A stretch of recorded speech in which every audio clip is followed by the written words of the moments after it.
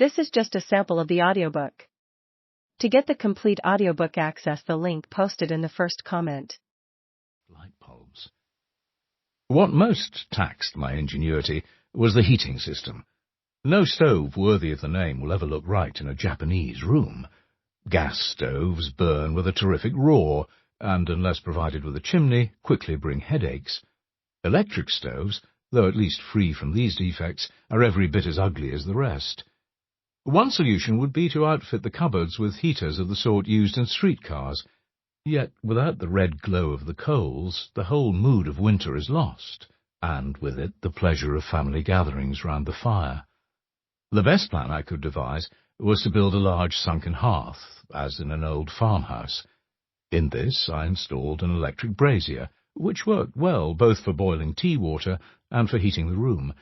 Expensive it was, but at least so far as looks were concerned, I counted it one of my successes.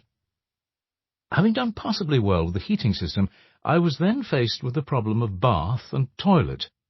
My Kairakuan friend could not bear to tile the tub and bathing area, and so built his guest bath entirely of wood.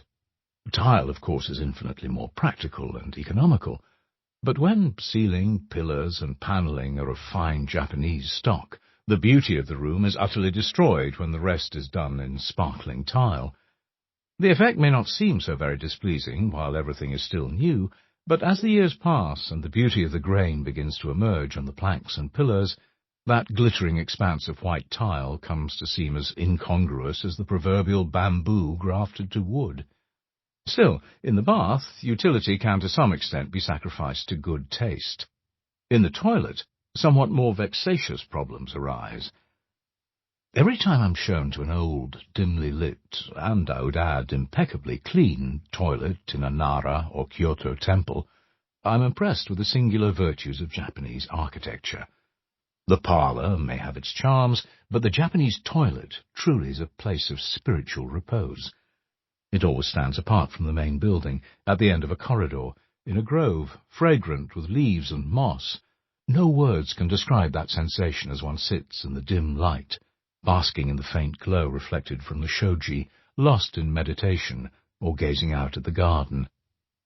The novelist Natsume Soseki counted his morning trips to the toilet a great pleasure. A physiological delight, he called it.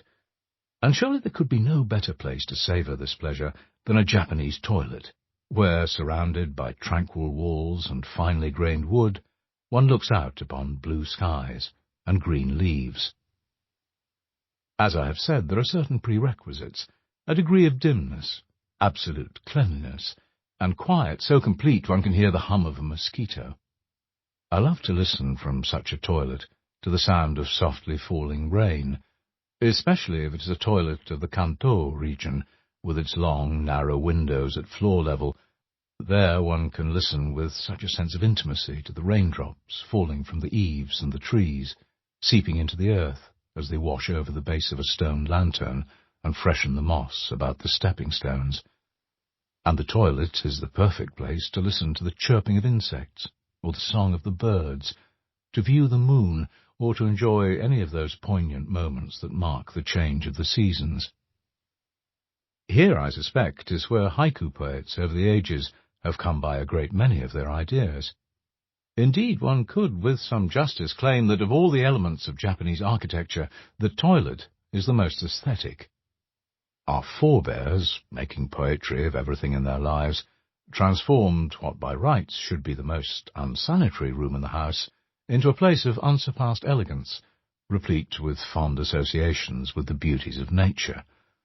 Compared to Westerners, who regard the toilet as utterly unclean and avoid even the mention of it in polite conversation, we are far more sensible, and certainly in better taste. The Japanese toilet is, I must admit, a bit inconvenient to get to in the middle of the night, set apart from the main building as it is, and in winter there is always a danger that one might catch cold. But, as the poet Saito Ryoku has said, elegance is frigid. Better that the place be as chilly as the out-of-doors. The steamy heat of a Western-style toilet in a hotel is most unpleasant. Anyone with a taste for traditional architecture must agree that the Japanese toilet is perfection. Yet, whatever its virtues in a place like a temple, where the dwelling is large, the inhabitants few, and everyone helps